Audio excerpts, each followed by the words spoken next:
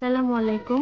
আমার নাম হচ্ছে শিফা অ্যান্ড আমি ডিডি জয়েন করছি to lose weight and DD আমাকে অনেক হেল্প হয়েছে, মানে আমার খাওয়ার দিকে আমার মেন্টালি আমার স্লিপিং প্যাটার্ন সব কিছু অনেক ইমপ্রুভ হয়েছে আগের থেকে।